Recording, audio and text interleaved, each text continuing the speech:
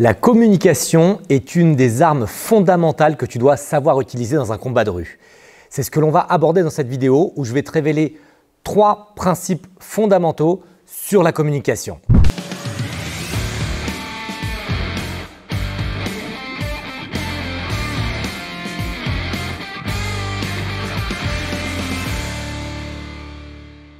Dans la vidéo d'aujourd'hui, on va donc parler de communication. Mais avant cela, je t'invite à rejoindre ma liste privée d'emails pour recevoir les emails qui peuvent te sauver la vie. Tu trouveras le lien sous la vidéo. Tu recevras chaque semaine des emails qui te permettront d'apprendre des techniques, des tactiques, des stratégies pour pouvoir te sauver la vie. Comme je te disais, la communication, c'est pour moi une véritable arme que tu dois maîtriser absolument pour pouvoir te sortir d'une situation d'agression, en situation de rue, en situation réelle, en situation de stress. Évidemment, la communication, c'est important puisque tu l'utilises dans ta vie de tous les jours. Mais aujourd'hui, ce qui m'intéresse, c'est que tu comprennes la communication dans le combat. Et il y a 3 principes fondamentaux que j'aimerais voir avec toi.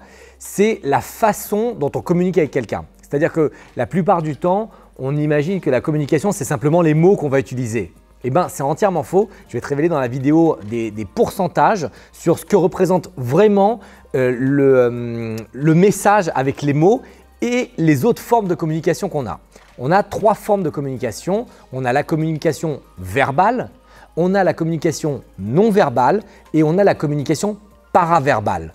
Et si tu ne fais pas attention à ces 3 formes de communication, eh bien, ton message ne va pas passer à ton interlocuteur. Et dans notre cadre, l'interlocuteur, c'est la personne avec qui tu as une agression, la personne avec qui tu es en situation d'altercation.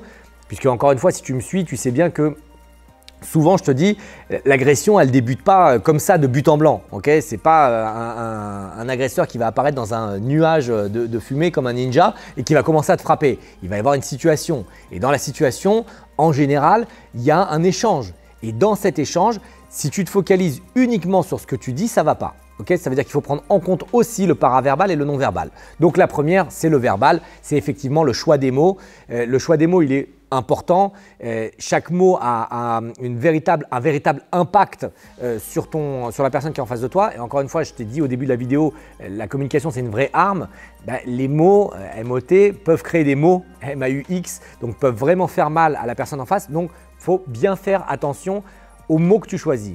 Mais je vais te révéler l'impact réel du verbal dans un échange. Eh bien, l'impact réel du verbal, c'est entre 7 à 10% du message que tu transmets. Ça veut dire quoi? Ça veut dire que ce qui se passe, que la personne en face de toi comprend, l'utilisation des mots, en fait, c'est que 7 à 10%. Le reste, donc les 90 autres pourcents, c'est le paraverbal et le non-verbal, ce qui est énorme.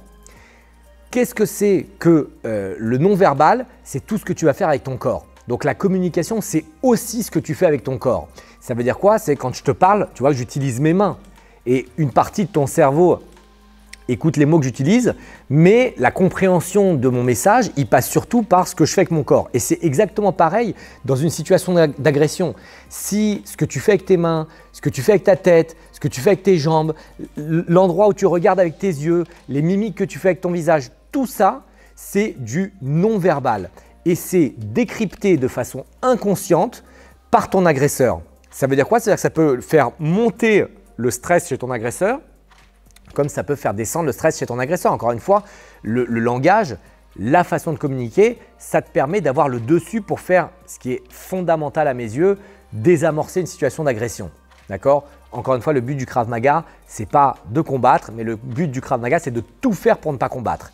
Et la communication, c'est ce qui va te permettre d'arriver à ce résultat. Donc, le non-verbal, c'est tout ce que tu vas faire avec ton corps. Le non-verbal, ça représente 50 à 60% du message. Donc tu vois, ce que tu fais avec ton corps, il est vraiment important et tu dois apprendre à maîtriser ton corps. Tu dois apprendre à contrôler ce que tu fais avec ton corps pour l'emmener dans la direction qui t'intéresse en fonction de ce que tu veux faire sur les tactiques et les stratégies de désamorçage.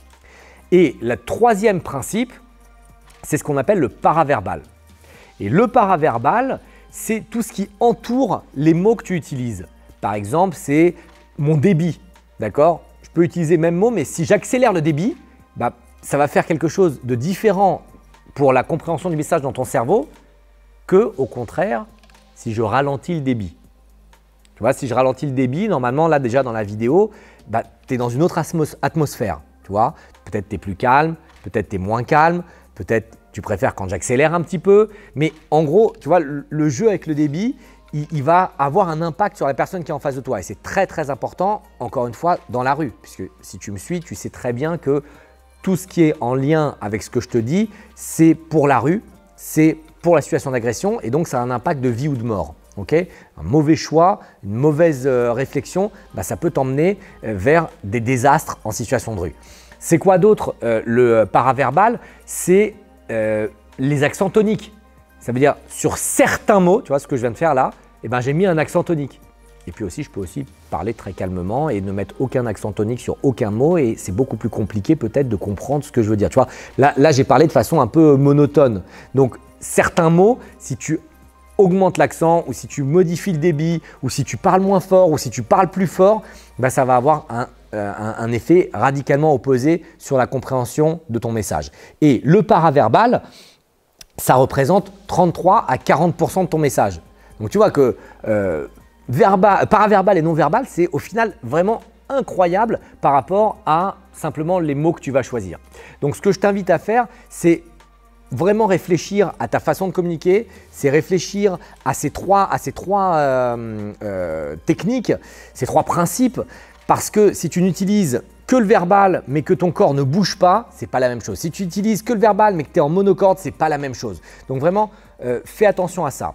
J'ai monté une formation qui s'appelle Communiquer sous stress. Là, c'est juste un petit point de la formation que j'ai voulu t'offrir dans cette vidéo, comme toutes les vidéos de la chaîne YouTube que tu peux voir. Si tu t'intéresses à la communication sous stress, sache que tu peux rejoindre le programme à un tarif spécial parce que tu regardes cette vidéo. Tu trouveras le lien sous la vidéo. Je t'invite à cliquer dessus pour pouvoir bénéficier de ce tarif spécial. Sinon, moi, c'est tout ce que j'avais à te dire pour cette vidéo. J'espère te retrouver très très prochainement et je te dis à bientôt.